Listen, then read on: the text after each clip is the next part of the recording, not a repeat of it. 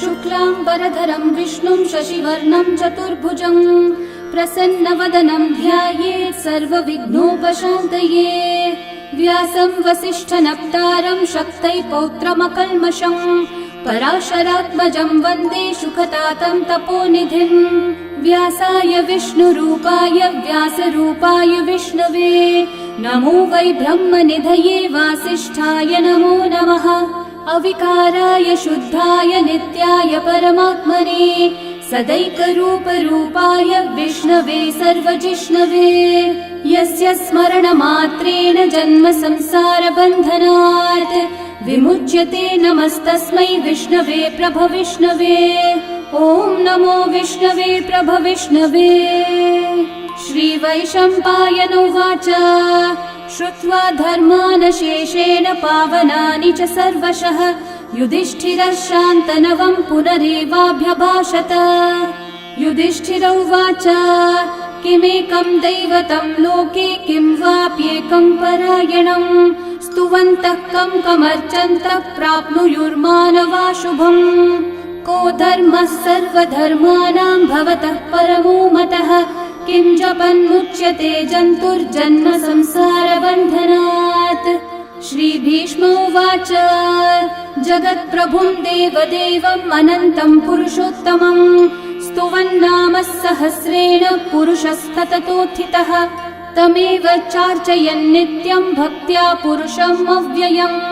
ध्यायन् स्तुवन्नमस्यं च यजमानस्तमेव च। अनादिनिधनं विष्णुं सर्वलोकमहेश्वरं लोकाध्यक्षं स्तुवन्नित्यं सर्वदुःखातिगो भवेत्। ब्रह्मण्यं सर्वधर्मज्ञं लोकानां कीर्तिवर्धनं लोकनाथं महद्भूतं सर्वभूतभवोद्भवम्। एष मे सर्वधर्माणां धर्मोऽधिकतमो मतः यद्भक्त्या पुण्डरीकाक्षं स्तवैरर्चैर्नरः सदा। परमं यो महत्तेजः परमं यो महत्तपः परमं यो महद्ब्रह्म परमं यः परायणम्। पवित्राणां पवित्रं यो मङ्गलानां च मङ्गलम् देवतं देवतानां च भूतानां यो व्ययः पिता यतः सर्वाणि भूतानि भवन्त्यादियुगागमे यस्मिंश्च प्रलयं यान्ति पुनरेव युगक्षये तस्य लोकप्रधानस्य जगन्नाथस्य भूपते विष्णोर्नाम सहस्रं मे शृणु पापभयापहम्। यानि नामानि गौणानि विख्यातानि महात्मनः ऋषिभिः परिगीतानि तानि वक्ष्यामि भूतये। ऋषिर्नाम्नां सहस्रस्य वेदव्यासो महामुनिः छन्दोऽनुष्ठुप् तथा देवो भगवान् देवकीसुतः अमृतांशोद्भवो बीजं शक्तिर्देवकी नन्दनः त्रिसामा हृदयं तस्य शान्त्यर्थे विनियुज्यते। विष्णुं जिष्णुं महाविष्णुं प्रभविष्णुं महेश्वरम् अनेकरूपदैत्यान्तं नमामि पुरुषोत्तमम्। अस्य श्रीविष्णोर्दिव्यसहस्रनामस्तोत्रमहामन्त्रस्य श्रीवेदव्यासो भगवान् ऋषिः अनुष्ठुप्छन्दः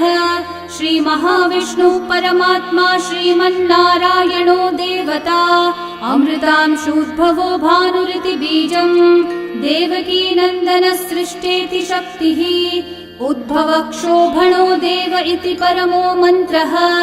शङ्ख बृन्नन्दकी चक्रीति कीलकम् शार्ङ्गधन्वा गदाधर इति अस्त्रम् रथाङ्गपाणिरक्षोभ्य इति नेत्रम् त्रिसामा सामगः सामेति कवचम् आनन्दं परब्रह्मेति योनिः ऋतुः सुदर्शनः काल इति दिग्बन्धः श्रीविश्वरूप इति ध्यानम् श्रीमहाविष्णुः प्रीत्यर्थे सहस्रनाम जपे विनियोगः।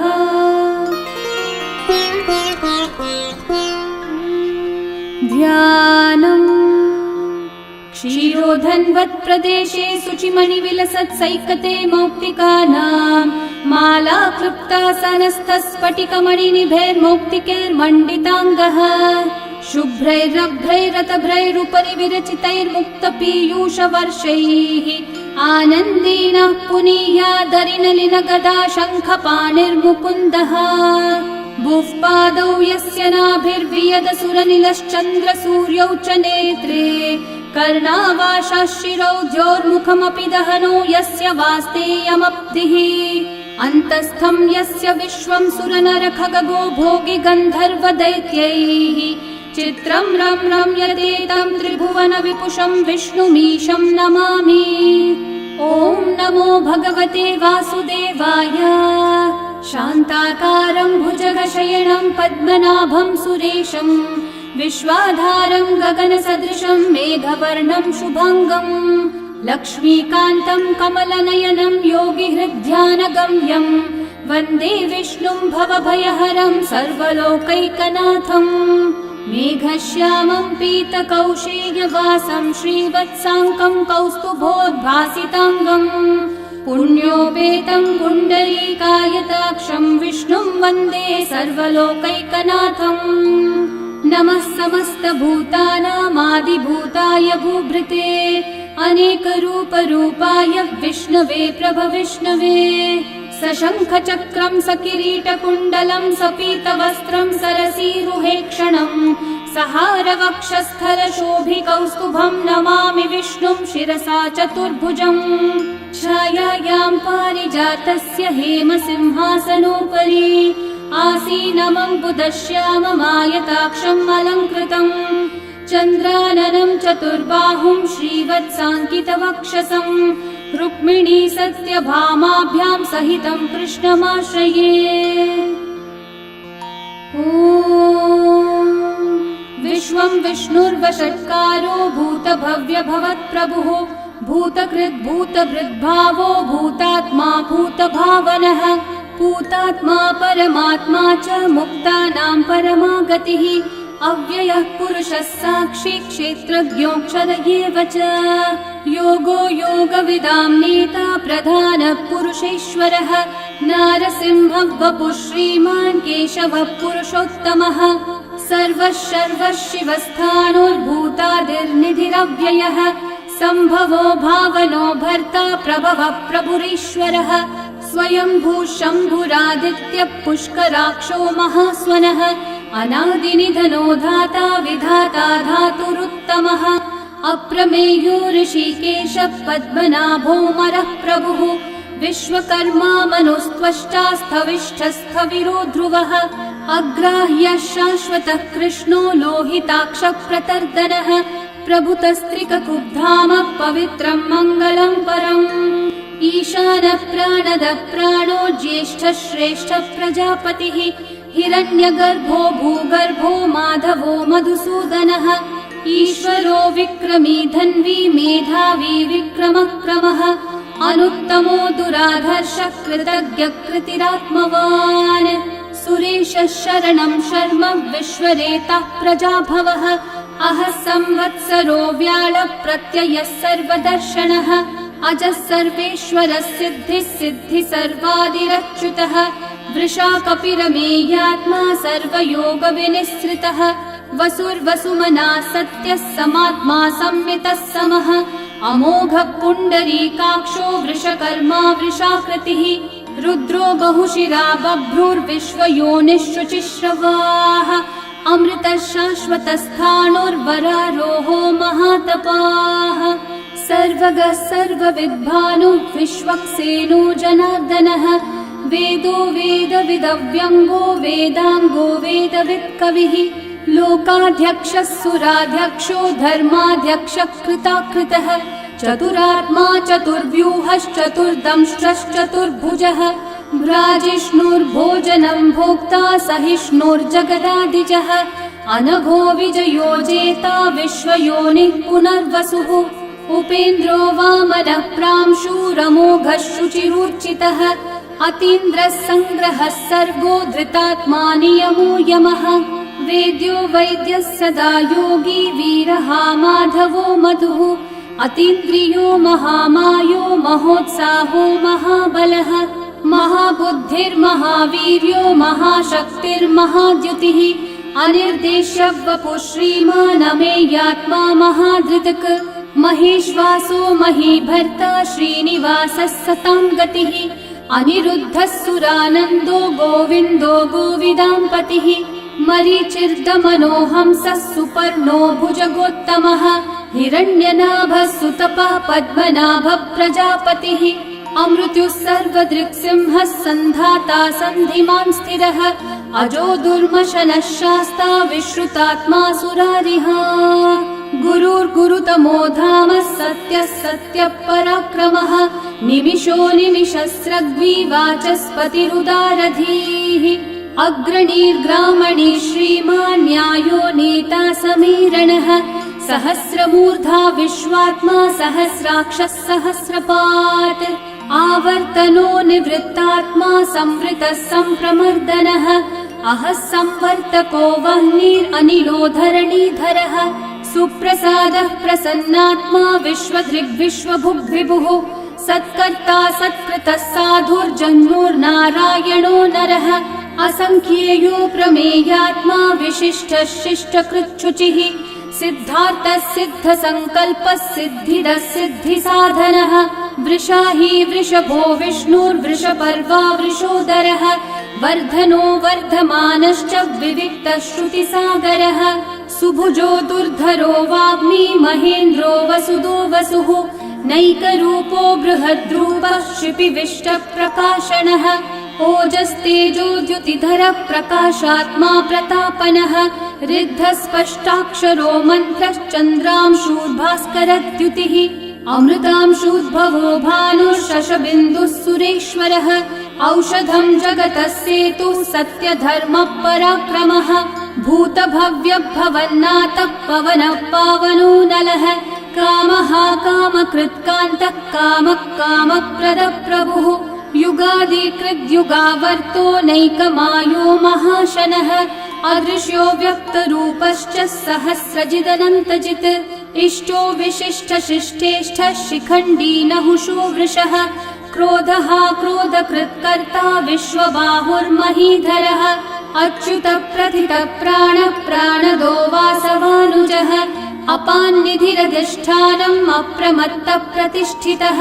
स्कन्दस्कन्दद्धरो धुर्यो वरदो वायुवाहनः वासुदेवो बृहद्भानुरादिदेवः पुरन्दरः अशोकस्थारणस्थारः शूरः शौरिर्जनेश्वरः अनुकूलः शतावर्तः पद्मी पद्मनिभीक्षणः पद्मनाभोरविन्दाक्षः पद्मगर्भः शरीरभृत् महर्धिरिग्धो वृद्धात्मा महाक्षो गरुडध्वजः अतुलः शरभो भीमः समयज्ञो हविर्हरिः सर्वलक्षणलक्षण्यो लक्ष्मीवान् समितिञ्जयः विक्षरो रोहितो मार्गो हेतुर्दामोदरः सहः महीधरो महाभागो वेगवानमिताशनः उद्भवक्षोभणो देवः श्रीगर्भः परमेश्वरः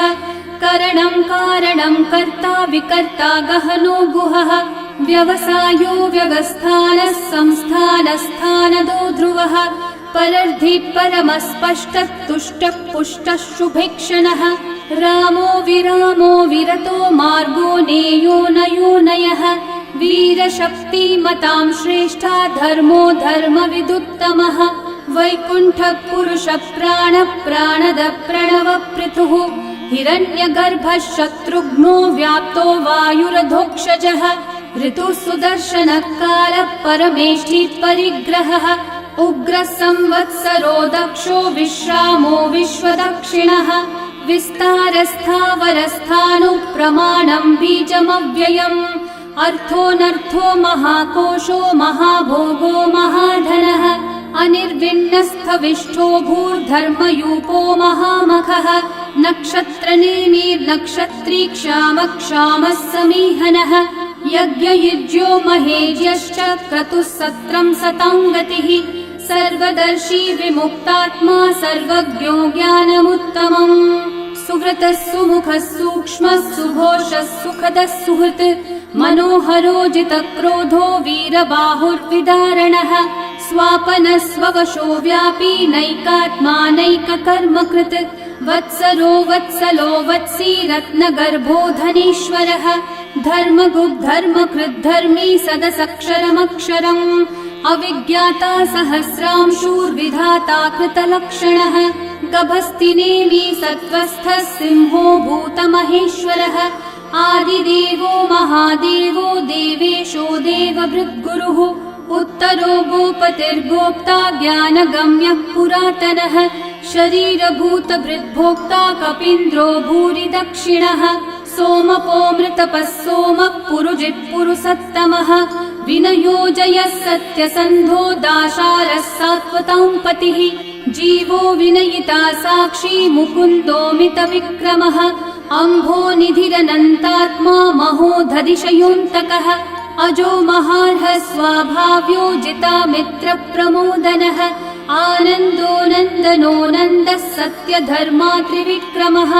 महर्षि कपिलाचार्य कृतज्ञो मेदिनीपतिः त्रिपदस्त्रिदशाध्यक्षो महाशृङ्गकृतान्तकृत् महावराहो गोविन्दः सुषेणः कनकाङ्गदी गुह्यो गभीरो गहनो गुप्तश्चक्रगदाधरः वेधास्वाङ्गोचितः कृष्णो दृढसङ्कर्षणोच्युतः वरुणो वारुणो वृक्षः पुष्कराक्षो महामनाः भगवान् भगहानन्दी वनमाली हलायुधः आदित्यो ज्योतिरादित्यः सहिष्णुर्गतिसत्तमः सुधन्वा खण्डपरशुर्दारुणो द्रविणप्रदः दिवस्पृक् सर्वदृग्व्यासो वाचस्पतिरयो निजः त्रिसामासामगः सामन्निर्वाणं भेषजम्भिषक् सन्न्यासकृच्छमः शान्तो निष्ठा शान्तिपरायणम् शुभाङ्गः शान्तिदः सृष्टा कुमुदः कुवलेशयः गोहितो गोपतिर्गोप्ता वृषभाक्षो वृषप्रियः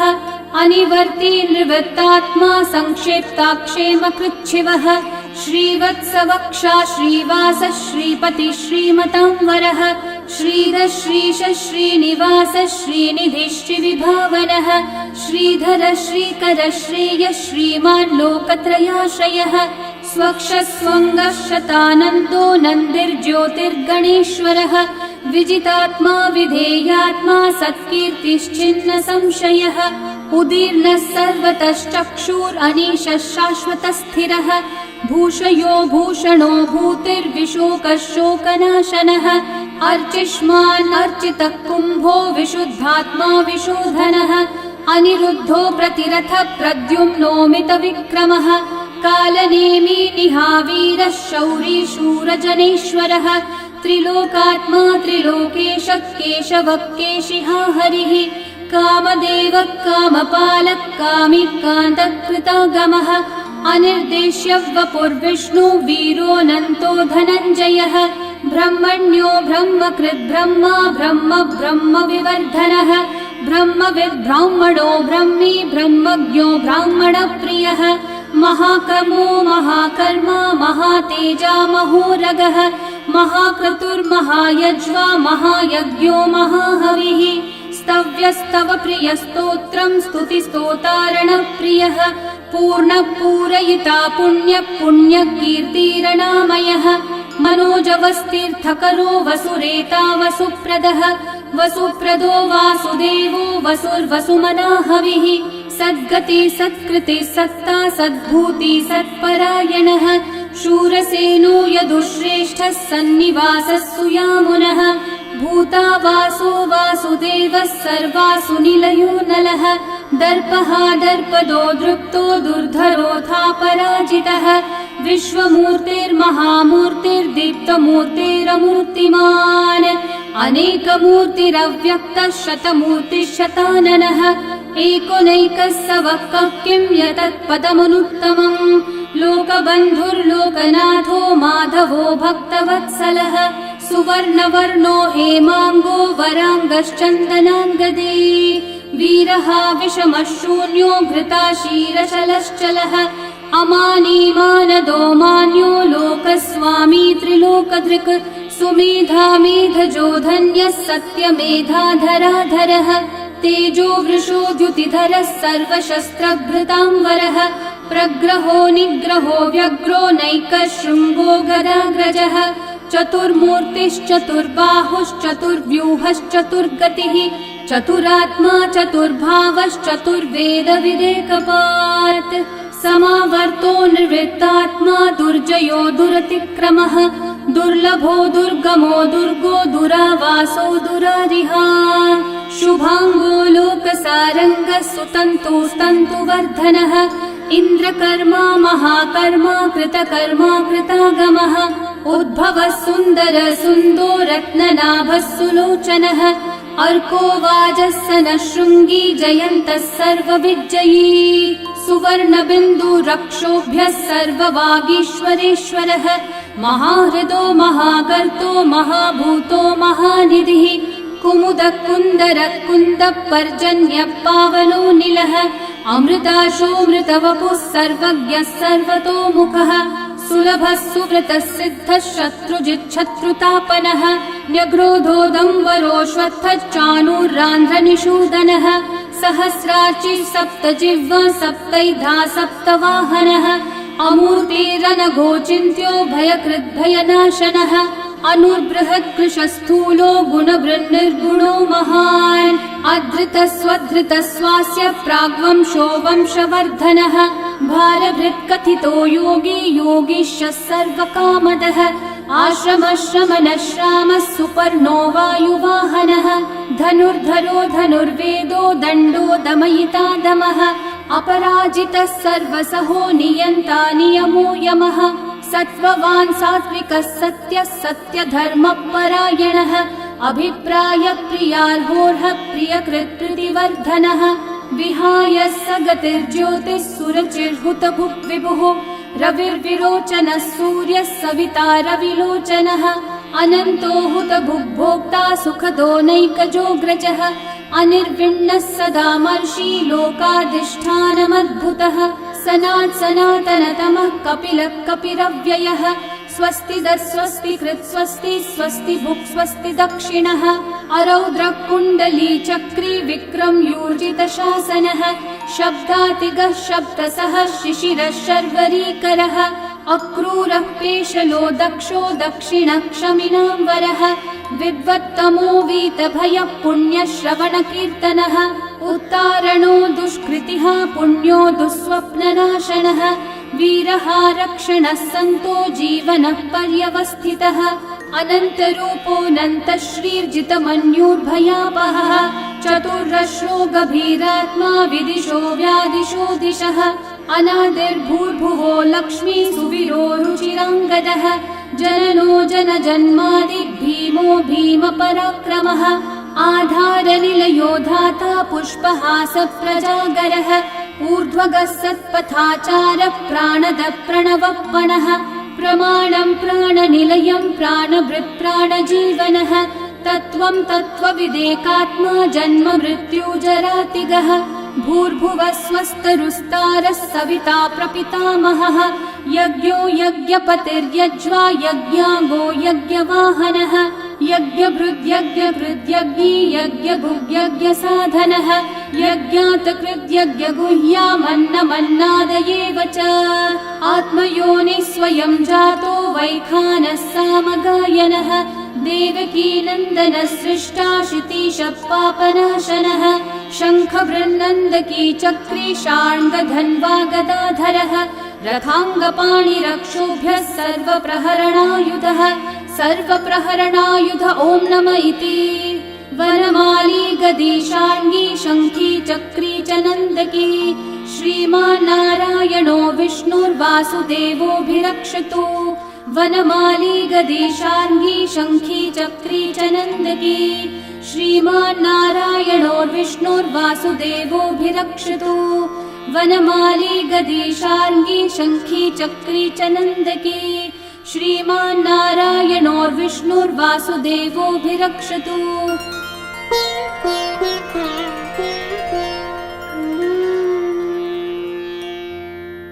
इतीदं कीर्तनीयस्य केशवस्य महात्मनः नाम्नां सहस्रं दिव्यानाम् अशेषेण प्रकीर्तितम्। य इदं शृणुयान् नित्यं यश्चापि परिकीर्तयेत् नाशुभं प्राप्नुयात् किञ्चित् सोमुत्रेह च मानवः। वेदान्तगो ब्राह्मणः स्यात् क्षत्रियो विजयी भवेत् वैश्यो धनसमृद्धः स्यात् शूद्रः सुखमवाप्नुयात् धर्मार्थी प्राप्नुयात् धर्मम् अर्थार्थी चार्थमाप्नुयात् कामानवाप्नुयात् कामी प्रजार्थी चाप्नुयात् प्रजाम्। भक्तिमान् यः सदोत्थाय शुचिस्तद्गतमानसः सहस्रं वासुदेवस्य नाम्नामेतत् प्रकीर्तयेत्। यशः प्राप्नोति विपुलं याति प्राधान्यमेव च अचलां श्रियमाप्नोति श्रेय प्राप्नोत्यनुत्तमम्। न भयं क्वचिदाप्नोति वीर्यं तेजश्च विन्दति भवत्यरोगो द्युतिमान् बलरूपगुणान्वितः रोगार्तो मुच्यते रोगात् बद्धो मुच्येत बन्धनात् भयान् मुच्येत भीतस्थो मुच्येतापन्न आपदः दुर्गान्यतितरत्याशु पुरुषः पुरुषोत्तमम् स्तुवन्नाम सहस्रेण नित्यं भक्ति समन्वितः वासुदेवाश्रयो मर्त्यो वासुदेवपरायणः सर्वपापविशुद्धात्मा याति ब्रह्म सनातनम्। न वासुदेव भक्तानामशुभं विद्यते क्वचित् जन्म मृत्यु जरा व्याधि भयं नैवोपजायते। इमं स्तवमधीयानः श्रद्धा भक्ति समन्वितः युज्येतात्मसुखः शान्ति श्रीधृति स्मृति कीर्तिभिः। न क्रोधो न च मात्सर्यं न लोभो नाशुभा मतिः भवन्ति कृतपुण्यानां भक्तानां पुरुषोत्तमे। द्यौस चन्द्रार्कनक्षत्राखं दिशो भूर्महो दधिः वासुदेवस्य वीर्येण विदतानि महात्मनः ससुरासुरगन्धर्वं स यक्षोरगराक्षसं जगद्वशे वर्ततेदं कृष्णस्य सचराचरम्। इन्द्रियाणि मनोबुद्धिः सत्त्वं तेजो बलं द्युतिः वासुदेवात्मकन्याहुः क्षेत्रं क्षेत्रज्ञ एव च सर्वागमानामाचार प्रथमं परिकल्पते आचार प्रभवो धर्मो धर्मस्य प्रभुरच्युतः ऋषयः पितरो देवा महाभूतानि धातवः जङ्गमाजङ्गमं चेदं जगन्नारायणोद्भवम् योगो ज्ञानं तथा सांख्यं विद्या शिल्पादिकर्म च वेदाशास्त्राणि विज्ञानम् एतत् सर्वं जनार्दनात्। एको विष्णुर्महद्भूतं पृथक् भूतान्यनेकशः त्रीन् लोकान् व्याप्य भूतात्मा भुङ्क्ते विश्वभुगव्ययः। इमं स्तवं भगवतो विष्णोर्व्यासेन कीर्तितम् पठ्येद्य इच्छेत् पुरुषः श्रेयः प्राप्तुं सुखानि च। विश्वेश्वरमजं देवं जगतः प्रभुमव्ययम् भजन्ति ये पुष्कराक्षं न ते यान्ति पराभवम् न ते यान्ति पराभवम्। ॐ नमः इति। अर्जुनोवाच पद्मपत्र विशालाक्ष पद्मनाभः सुरोत्तम भक्तानामनुरक्तानां त्राता भव जनार्दन। श्रीभगवानुवाच यो मां नाम सहस्रेण स्तोतुमिच्छति पाण्डव सोऽहमेकेन श्लोकेन स्तुत एव न संशयः स्तुत एव न संशय। ॐ नमः इति। व्यास उवाच वासनाद्वासुदेवस्य वासितं भुवनत्रयम् सर्वभूतनिवासोऽसि वासुदेव नमोऽस्तुते। श्रीवासुदेव नमोऽस्तुत। ॐ नमः इति। पार्वत्योवाच केनोपायेन लघुना विष्णोर्नाम सहस्रकम् पठ्यते पण्डितेर्नित्यं श्रोतुमिच्छाम्यहं प्रभो। ईश्वरोवाच श्रीराम राम रामेति रमे रामे मनोरमे सहस्रनाम तत्तुल्यं राम नाम वरानने। श्रीराम राम रामेति रमे रामे मनोरमे सहस्रनाम तत्तुल्यं राम नाम वरानने। श्रीराम राम रामेति रमे रामे मनोरमे सहस्रनाम तत्तुल्यं रामनाम वरानने श्रीराम नाम वरानन ॐ नम इति ब्रह्मोवाच